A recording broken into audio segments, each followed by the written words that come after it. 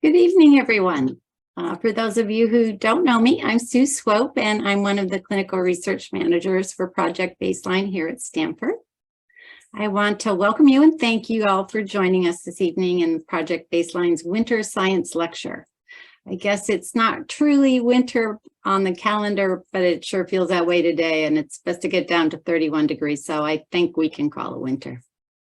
Our guest lecturer tonight is Dr. Sandra Tsai, MD, MPH, who is a clinical associate professor of medicine at Stanford and the Stanford Prevention Research Center. I would first like to thank you, Dr. Tsai, for volunteering to be here tonight. I know you're very busy and we truly appreciate your time. Her lecture this evening is titled Improving Your Cardiometabolic Health Through Lifestyle. Seems kind of appropriate. I'm sure we'll hear something about Thanksgiving in there and weight control.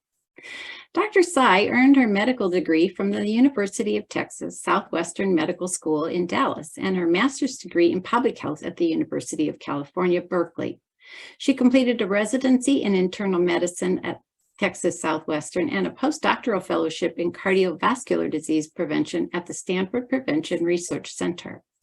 Today, she practices out of several clinics for Stanford Health Care. They include Preventive Cardiology, Women's Heart Health, the Hypertension Center, and primary care and population health clinics at Stanford. Her specialties include cardiometabolic diseases such as prediabetes and diabetes, hypertension, lipid disorders, and weight management. One little tidbit I learned about Dr. Tsai that's not included in her bio, but I learned that she has a 4.9 out of 5 rating from her patients for excellence at Stanford Health Care.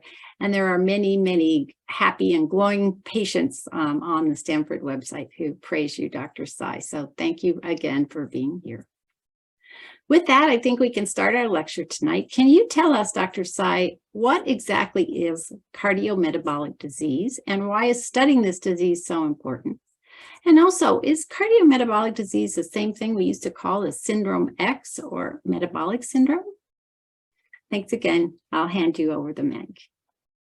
Thank you so much, Sue, for that very kind introduction. So what is cardiometabolic disease, which we are definitely going to get to that. Let me see if I can put this in presentation mode. Oh, here we go. So, okay, great.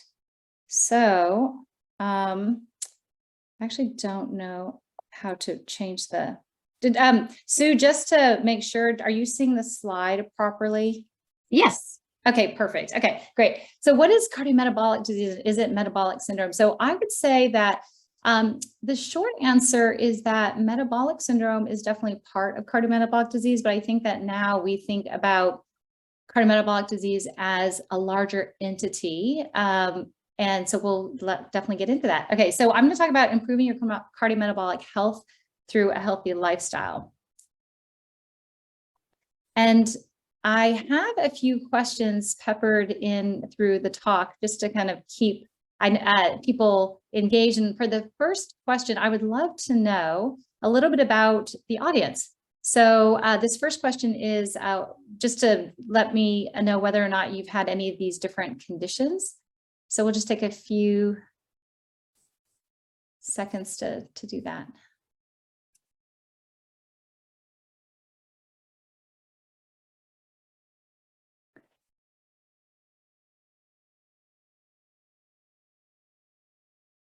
Great.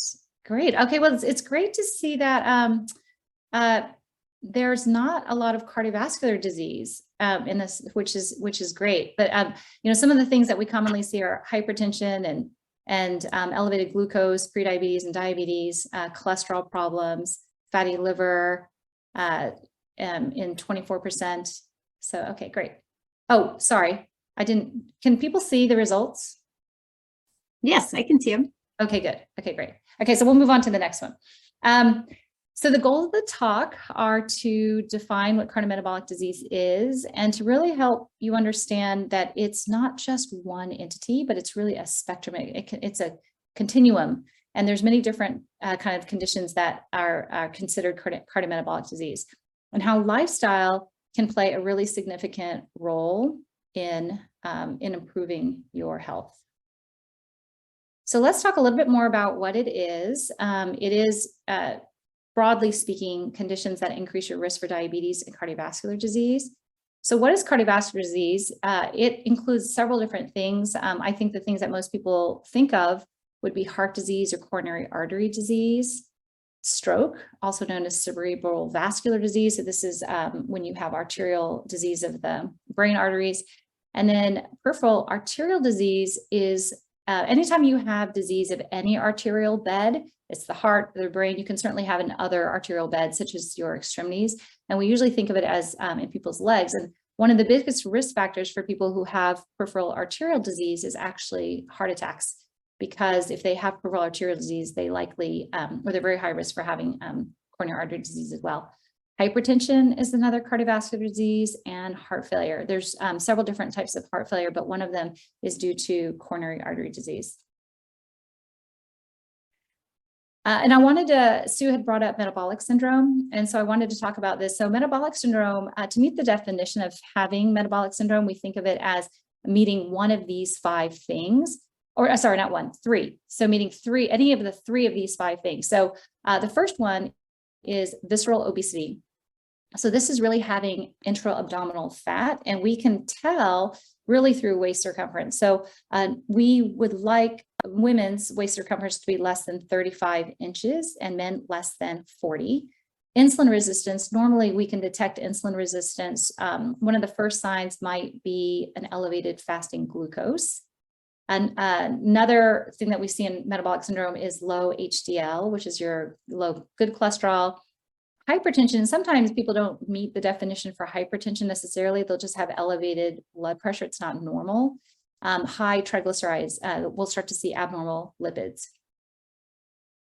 And cardiovascular disease, just a few facts, is the leading cause of death in the United States for both men and women. Women have just as much heart disease as men.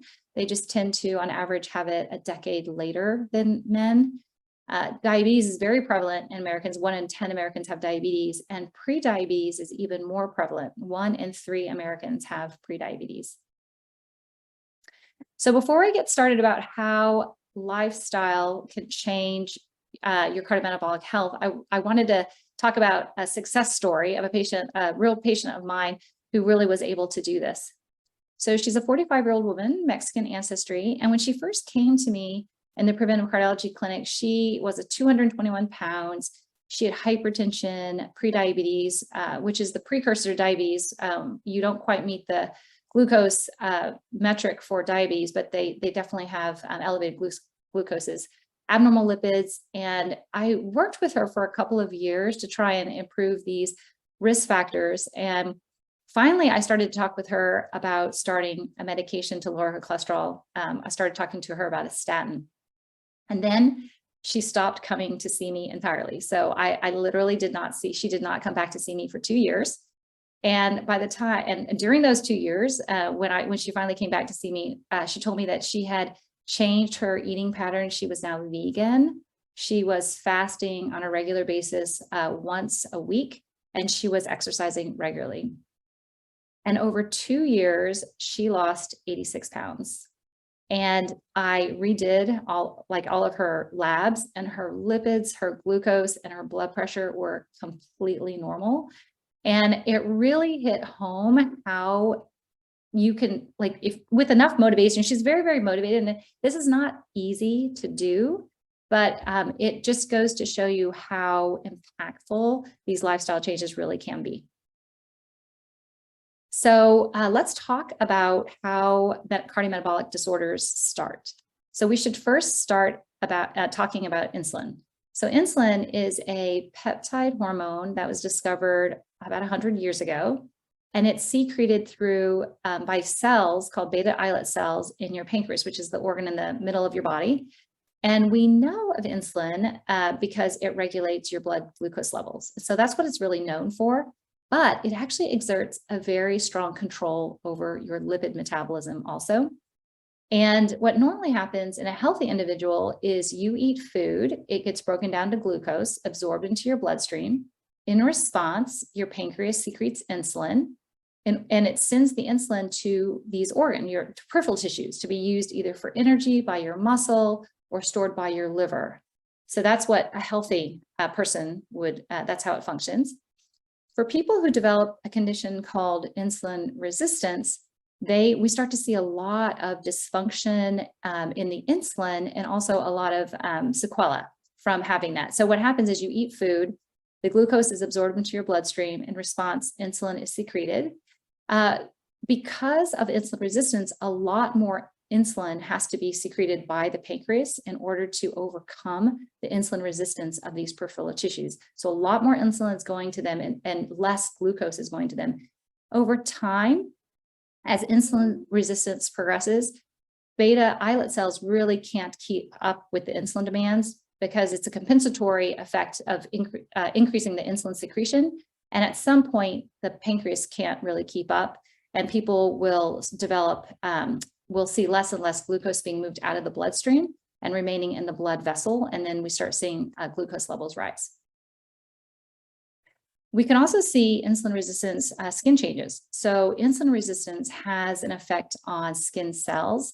For people who have darker pigmented skin, we might start seeing something called acanthosis nigricans, where there's more melanin secreted along the neck, in the back of the neck.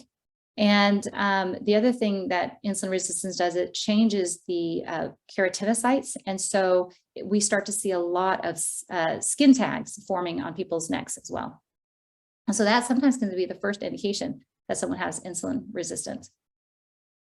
Insulin resistance can be due to several different causes, but one of the main causes is visceral adiposity or excess fat.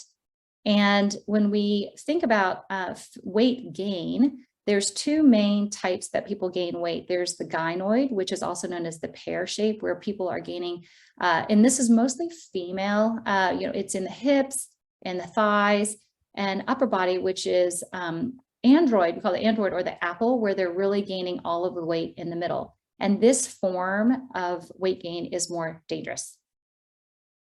So we know now that adipose tissue or fat is not just for storage of excess energy. Adipose is the largest endocrine organ in your body. It secretes more than 100 different factors that play a lot of different roles, including, and this is just a few, glucose metabolism, your appetite, inflammatory signaling, your immune system, your blood pressure, and reproductive function. And when people become obese or have excess weight, these normal adipocytes or these normal fat cells actually change, and they are not the same. They're not just bigger, they're actually abnormal. And they start to secrete substances, different levels of substances that are inflammatory and promote insulin resistance. So these inflammatory markers will actually interfere with the insulin pathway and can then cause insulin resistance. And we know that inflammation and insulin resistance can promote atherosclerosis.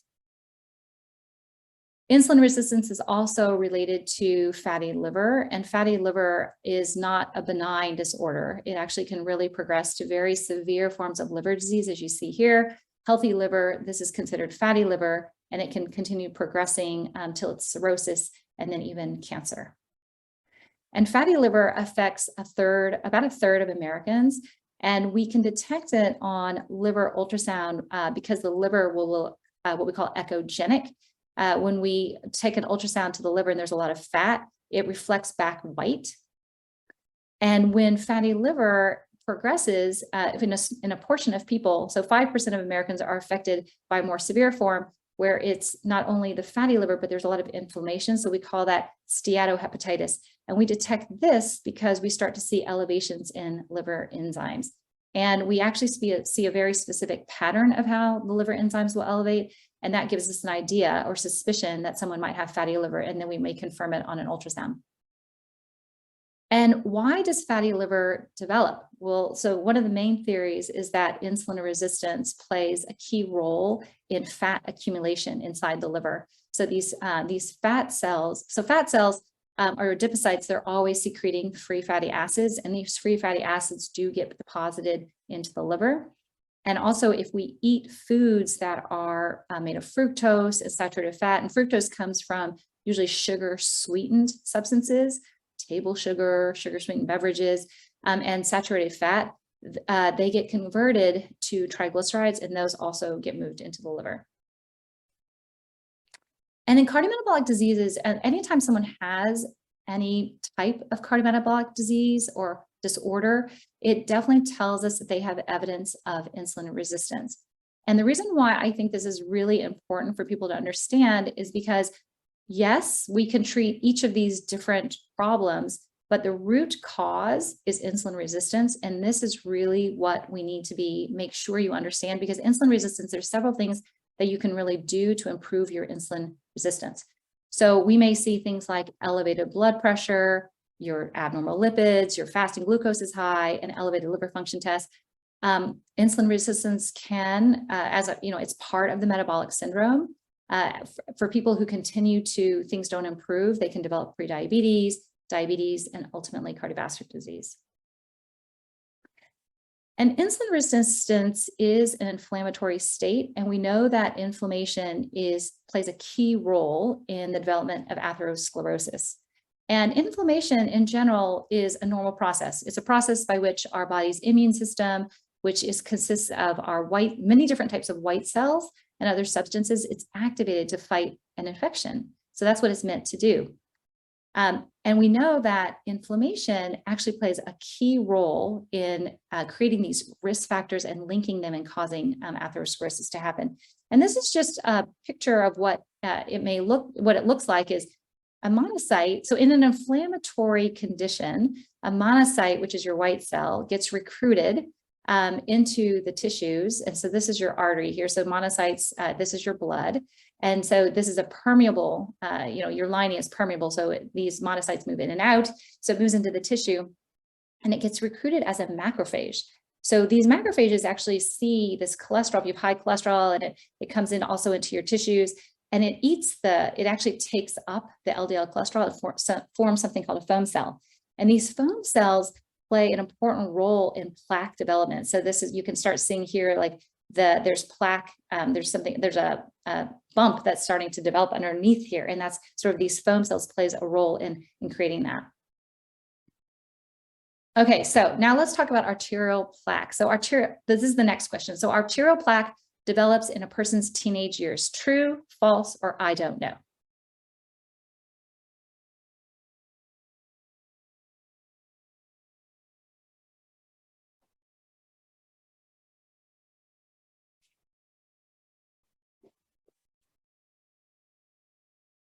Great. Okay, so it looks like we're sort of split. Some people aren't really sure, and some people true, and many of you, some of you think no, couldn't be. So turns out, let me see.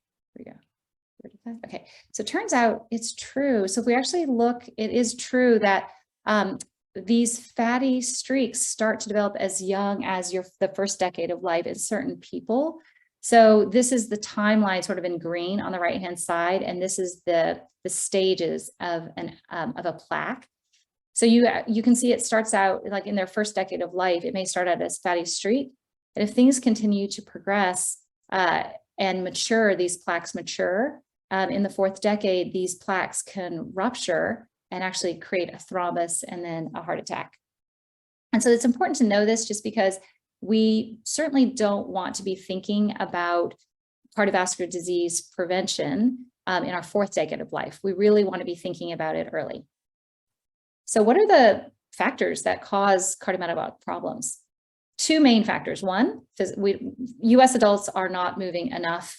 It's improved. So if we this is CDC data.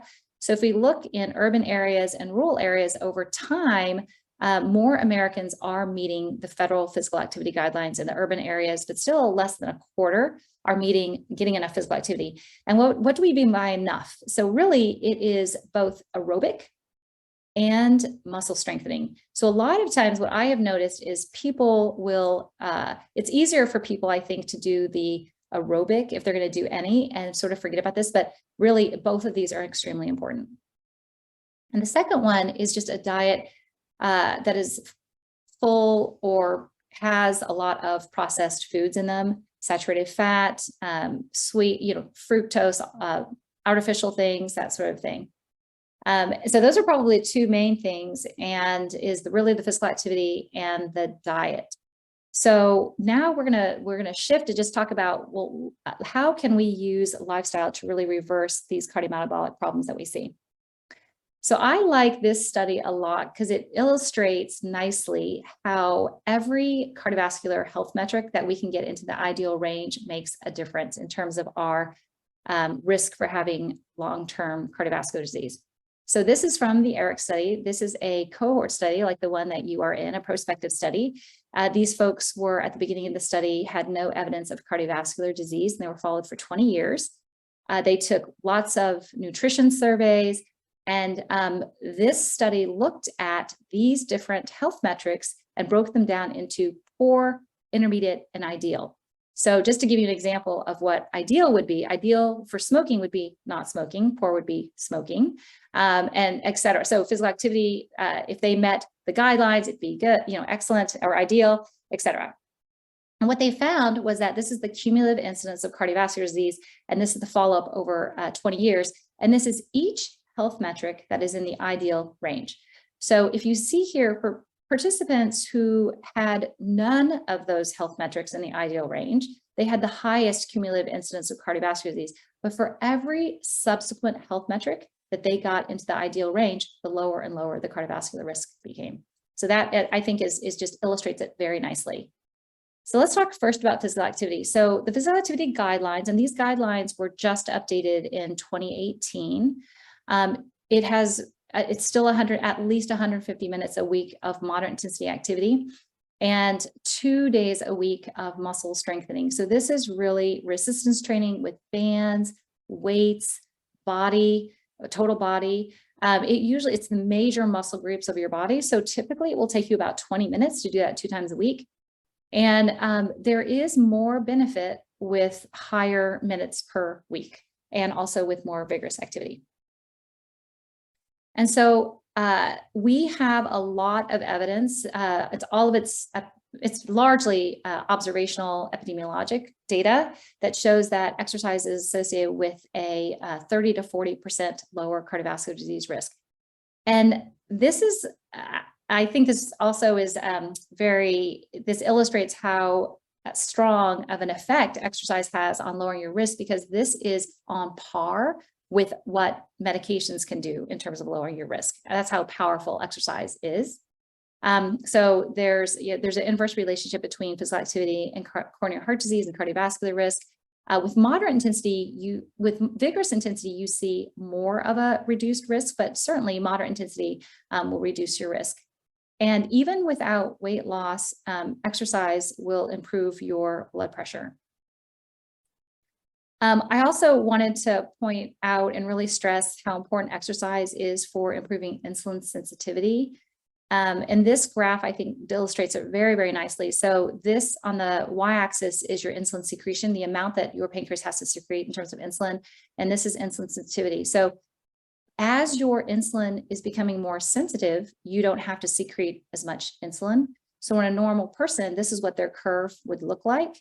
And so even a normal person who has normal glucose tolerance, if they're sedentary, you can see that just by being sedentary, their insulin sensitivity goes down and they need to secrete more insulin. If they become active, their insulin sensitivity improves and they secrete less insulin. For those who have prediabetes and diabetes, this curve shifts to the left as they become more and more insulin resistant and less insulin sensitive. And so what's really interesting is that for patients who have diabetes, on days that they exercise, they need less insulin. And it is because even no matter where your curve is, if you are more active, you're going to be more insulin sensitive. Resistance training is like we've been talking about the importance, but it's also very important for combating something called sarcopenia. Sarcopenia is when you start to lose your muscle mass. So muscle mass decreases approximately 3 to 8% per decade after the age of 30. So by the time someone is in their 60s and 70s, they've lost a considerable amount of their muscle mass if they have not actively tried to keep it up. And so when you lose your muscle mass, it's actually accompanied by an increase in fat and this increases your risk for insulin resistance as you age.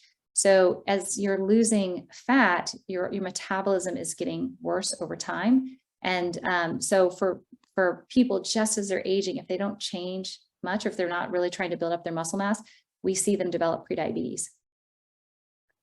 And then along the line still of exercise is the high intensity interval training, which I think many people have heard of.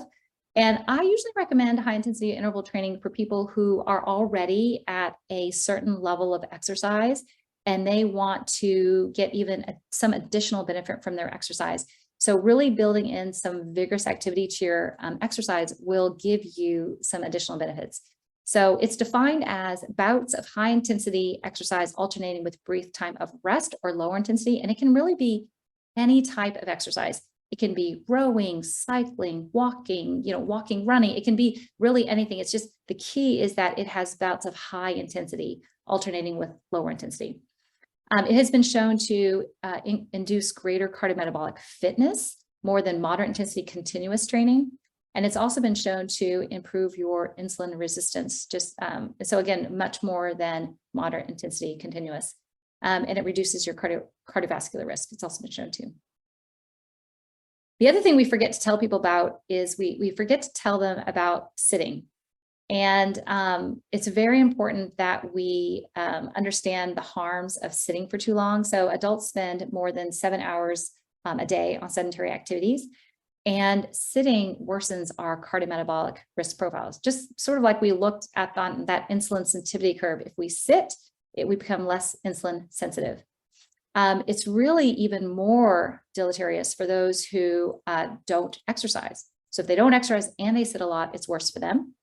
And of course, regardless of any activity level, really prolonged, uninterrupted activity, sedentary behavior increases all-cause mortality.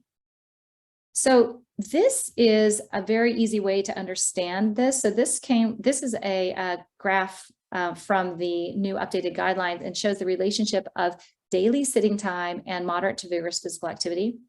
So we'll start here. So this is basically daily sitting time. This is someone who sits a lot, someone who doesn't sit a lot, someone who doesn't exercise much, someone who exercises a lot. So you can actually see here, it's most harmful to, of course, not exercise and sit a lot.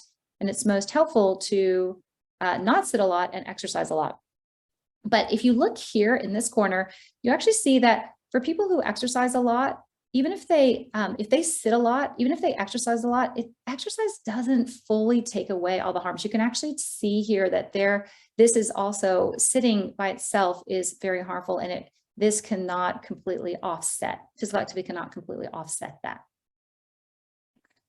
Okay, third question. So fat is, and we're going to shift to diet. So fat is the most important macronutrient to reduce if I want to lower my cardiometabolic risk. True or false?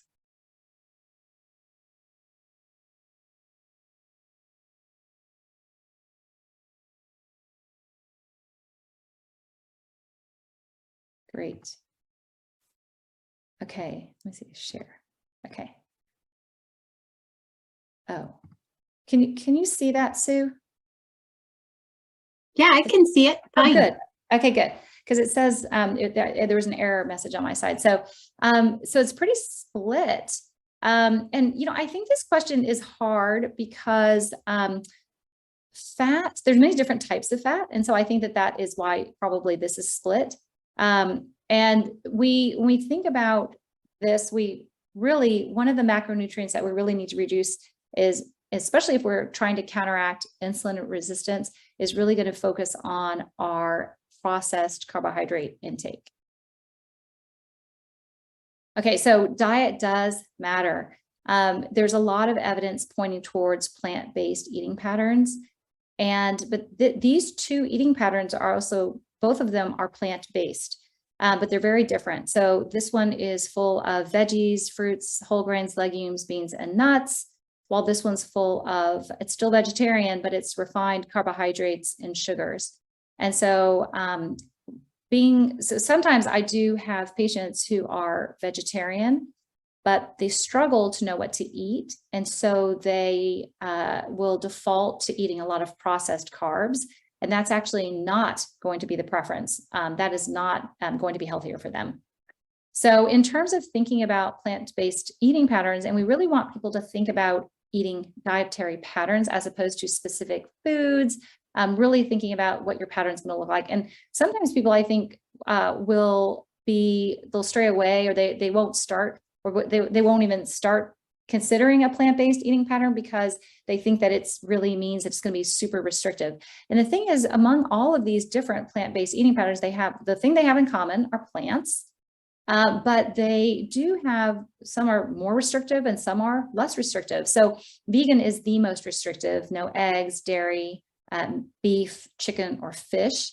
Vegetarians generally will stay away from these animal products, but they eat eggs and dairy, while pescatarians will eat the dairy, will eat the fish, but they'll stay away from the beef and the chicken, or the red meat, the chicken.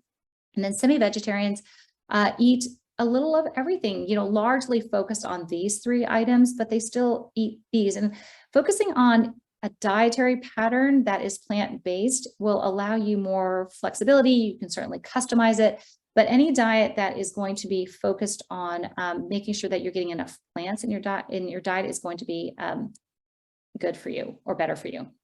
So this is a study that really showed how the quality of your plant-based diet really matters. So a healthy plant-based diet was associated with a lower cardiovascular risk. And so I'm going to go over this graph in a second.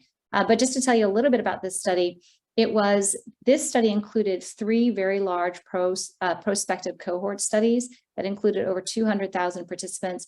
They included people from the Nurses Health Study 1 and 2 and the Health Professions Follow-Up Study. So the Nurses Health Study was nurses, and the Health Professions Follow-Up Study included male health professionals. So they included a lot of men and women. And what they did was all of the people in this cohort were, in this study, were free of any kind of chronic disease. And what they did for this study is they took the nutrition surveys and they gave people's diets an index. They created something called a plant-based diet index. And they would, so that was one index. And then they also created something called a healthy plant diet index and an unhealthy plant diet index. And the way they created this was, if people ate a lot of legumes and vegetables and things like that, they would get a higher score. If their diet also included a lot of refined stuff, sugar, etc., it would reduce their score. So that's kind of how they came up with these scores. And what you will see here is, this is the hazard ratio for coronary heart disease on both of these, A and B. And here it's the plant-based diet index, and this is the servings of food categories consumed per day. So what you can see here is a dose relationship, response relationship. So this one here is a healthy plant diet index. So the more healthy plants, the higher that healthy plant diet index was, the lower the hazard ratio for coronary heart disease, or the lower the risk. And this is any kind of plant-based diet was a little bit lower. And if they had an unhealthy, very high, as the unhealthy plant diet index is getting higher, the risk is getting higher. And this one looks at animal foods, less healthy plant foods, and healthy plant foods. So of course, the healthy plant foods, the more serving, again, dose relationships, the more you eat, the more servings you have per day, the more it was associated with a reduced risk for coronary heart disease. And this one is animal foods, and this is actually less healthy plant foods. So there is a link between healthy plant-based diets and cardiovascular health. I also want to talk about the Preventive study, because there aren't very many really good, large, randomized control trials for diet, and this is one of them. So this is a European study called the Preventive study that looked at Mediterranean diet in 2 arms versus control diet, which was low fat. And what they found was that those who were in the Mediterranean diet arms had a reduced cardiovascular risk of 30%. So this is a randomized control trial, included almost 7,500 participants. At baseline, none of them had known any cardiovascular disease. There was a good portion of women, 57% were women. There was a median of 4.8 years follow-up. And like I said, it was a Mediterranean diet versus low-fat control diet. And what we saw is that there was this reduced risk. And the Mediterranean diet is really focused on, the base is really focused on whole grains, legumes, fruit, vegetables. And so you can still, there's still fish and there's still meat, but there's just less and less as you're getting in. There's really very little red meat and very little sweets. They did a sub-analysis, and they also, in the sub-analysis, they saw that the Mediterranean diet arm had a 30% reduction in new incidence of diabetes. So the thing about sub-analysis, it was not a randomized trial specifically looking for this primary outcome, but it does point to in the direction that Mediterranean diet could be used to reduce risk for cardiovascular disease. So they did a subset. It was a 3,500 people, median follow-up was 4 years, and weight loss was actually not significantly different between the groups. So implying that Mediterranean diet, even without weight loss, can help reduce your risk for diabetes. And in addition to having a healthy diet, a healthy plant-based diet, it's really important to make sure you limit things that are also unhealthy. So not necessarily having a plant-based diet and also eating these things. So really trying to limit these things, sugar sweetened beverages and artificially sweetened beverages. Artificially sweetened beverages may play a role for people who find that they really want to drink, say, Diet Coke, like the full Coke, the regular Coke. So Diet Coke may play a role just to get them off of the sugar. But in general, I would say artificially sweetened beverages, a lot of the data points to the fact that there's a lot of harms still in artificially sweetened beverages in terms of your need for sweets, your microbiome. So there's several reasons to come off of even artificially sweetened beverages. Limiting saturated fat or substituting saturated fat with polyunsaturated fats, avoiding partially hydrogenated vegetable oils, making sure that your alcohol consumption is moderate. So for men, it should be on average, no more than 2 glasses of wine per day. And for women, 1. And the thing about alcohol that can often be tricky is that for people who have cardiometabolic disorders, high triglycerides, alcohol does tend to worsen the triglycerides. There's a lot of calories as well as sugar.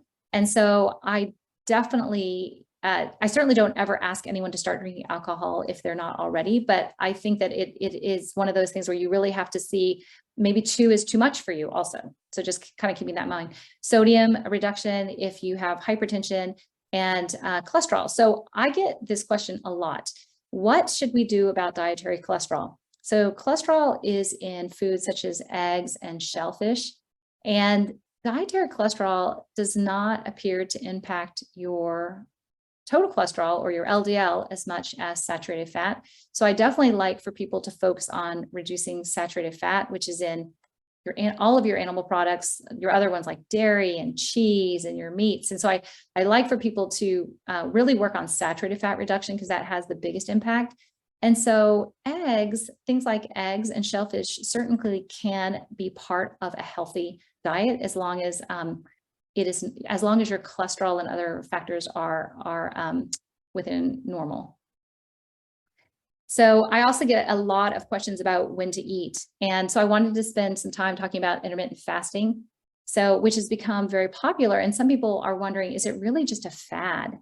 Well, fasting has been around for centuries for many different reasons, for traditions, cultural, religious reasons. And fasting studies have found benefits in weight loss, improvements in metabolic markers, your glucose, your blood pressure. And there are different forms of fasting. These 4, I would say, are the most popular. So the 5-2 modified fast is where 5 days a week you're eating regularly. And then 2 days a week, you're really restricting your calories to 250 to 500 calories per day. Time restricted eating is where you eat within an 8-hour, what we call feeding window, and then 16 hours you're fasting. Whole day fast is where you eat just 1 meal a day. And then overnight fast is where you just eat dinner, you eat 3 meals, but you really try and make sure that you're not eating a snack after dinner so that you're obtaining at least a 12-hour fast.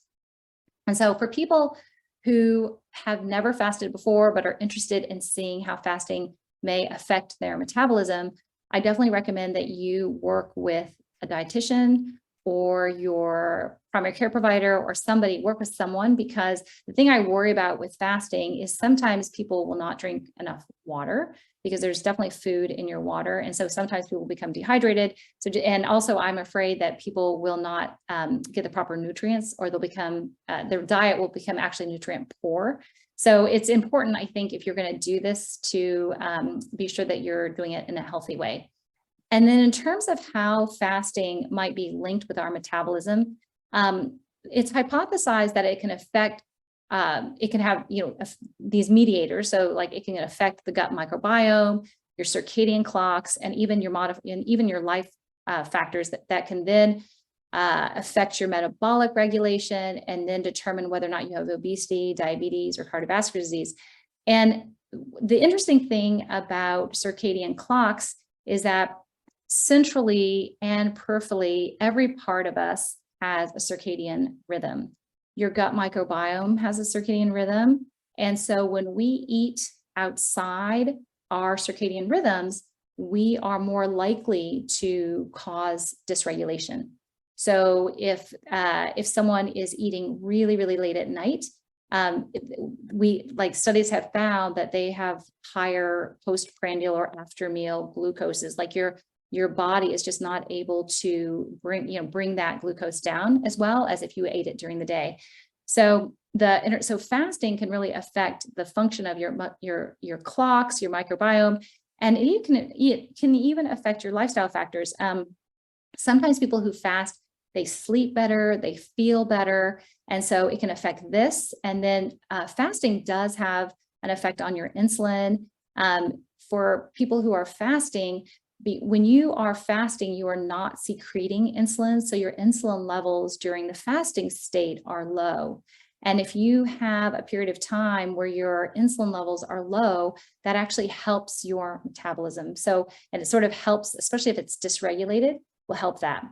So those are some of the theories by which fasting can help your metabolism. And this is really true for people who have dysregulation of the metabolism. In terms of health, lifestyle change, I can't not talk about smoking. So we all know that smoking is not healthy. And so if people who are smoking should certainly stop smoking. Cigarette smoking increases coronary artery disease risk 2 to 4-fold. And also it increases your risk for diabetes. So cigarette smokers have 30-40% more likely to develop type 2 diabetes than people who don't smoke. And also e-cigarettes have definitely been touted as being healthier than cigarettes, but e-cigarettes are certainly also linked to risk for heart attacks. Stress. So stress has a role, but not chronic stress. So chronic stress is really deleterious to one's health. Stress in general is, when we have acute stress, we secrete a lot of hormones meant to help us get through that stress. When those hormones, stress hormones, are chronically high, it leads to a lot of problems.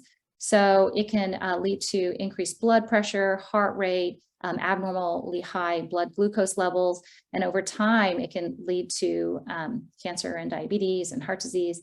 So it's very important to not ignore stress. I think a lot of people don't deal with chronic stress. They know it's there and they know they want to manage it, but they don't realize the impact that's really having on their physiology. So it's really important. I highly recommend mindfulness-based stress reduction, which is usually a 6 to 8 week weekly class of using mindfulness to help you manage how you deal with stress. And it's actually really helpful. Meditation is the other one. Meditation has been studied a lot and definitely has a lot of positive benefits psychologically, as well as brain changes. Exercise, of course, can manage stress, and yoga very similarly to meditation in that aspect. Sleep. So we should be sleeping at least 7 to 8 hours per night. Sleep has just been added by the American Heart Association to the most important health metrics that we need to be paying attention to. So your diet, your exercise, your glucose, your weight, your lipids, your blood pressure, not smoking, and they've added sleep. So it previously was life's simple 7. Now it's life's essential 8, because we recognize how important sleep is to our cardiovascular health and our cardiometabolic health. If you're interested in knowing what your score is, if you go to the American Heart Association website, they have life's essential 8, and you can actually plug in, answer all these questions, and they'll actually give you a score. And you can understand like how you're doing. So we know that insufficient sleep is linked to obesity, metabolic syndrome, and it affects our appetite and our hormones. For people who are sleeping, or they think, they're sleeping 7 to 8 hours, some people can actually have still not feel well even after 7 to 8 hours. And so I start worrying that they might have something called sleep apnea. And one of the symptoms of sleep apnea is daytime sleepiness. And so this is really, you may wake up actually tired, but your sleep at night doesn't get you through the day. You may feel tired and even fall asleep if you're sitting in a chair in the middle of the day. This is a symptom where you should approach your doctor and just ask them whether or not you should be evaluated for sleep apnea. The other one that I want to talk about is insomnia. So insomnia actually, it plagues a lot of people, and insomnia is one of those conditions where the longer someone has insomnia, the worse the insomnia gets. And also people start to develop some, what I would call poor sleep hygiene, not on purpose, but just sort of naturally it happens. And so they'll develop habits that actually inhibit sleep. And so they actually make the insomnia worse. And so one of the most helpful interventions is a cognitive behavioral therapy for insomnia. So cognitive behavioral therapy is a technique that's used for many different things like depression and anxiety, but it's also used for insomnia. And it is usually it's delivered by a sleep specialist or a psychotherapist. And they teach you how to think about sleep differently and how to change your behavior so that you're promoting sleep as opposed to inhibiting sleep. And one of the things that's super important, even if you don't sleep that well, is that you try to keep very regular sleep and wake times. Because if these are all off, it actually makes your sleep, it makes it even more difficult for you to fall asleep. The next one is blood pressure. So it's very important that people know what their blood pressure is. Even when you go to the doctor, if someone says, oh, your blood pressure looks fine, I think it's very important for you to actually know what is it. And if it's high in the clinic, I think it's very important for you to buy a machine and monitor yourself at home, because oftentimes clinic blood pressures are high. And so I never like to rely just on a clinic blood pressure to determine whether or not someone has a problem with their blood pressure. But just so you know, a normal blood pressure is less than 120/80, and anything above that is abnormal. By the time you're getting to 140/90, we are wanting to usually use medications to treat it. But there are a few non-pharmacologic interventions that you can do that have been shown to reduce your blood pressure. One of them is weight loss. The other one is the DASH diet, which is very similar to the Mediterranean diet, but really focuses on a low sodium, reducing sodium, enhancing potassium supplementation. So many of us do not get enough potassium in our diets. And potassium really comes from fruits and vegetables, but largely fruits. And potassium counteracts the harms sodium. So it's important to have a diet that's very rich in potassium foods, aerobic activity, as we talked about before, and also moderation of alcohol.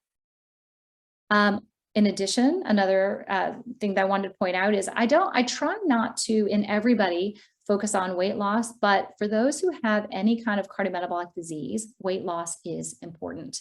Because just as we talked about, excess weight is really what's driving that insulin resistance. So weight loss is an important strategy for improving cardiometabolic disease.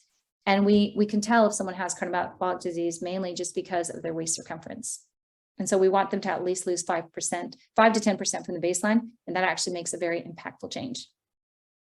So the takeaways are insulin resistance leads to cardiometabolic disease. Cardiometabolic disease includes some of these different things that we have talked about. Excess weight is a very common cause of insulin resistance, and improving your insulin sensitivity is a strategy to preventing cardiometabolic disease. So the last question is here. If you want to make a change, which of these changes might you make? Oh, I'll read them. Set vegetables as the main meal, go meatless more often, make one meal a salad, stand up every hour, eat in a time restricted window, finish eating earlier in the day, weight resistance training twice a week, or reducing your sugar sweetened beverages and desserts.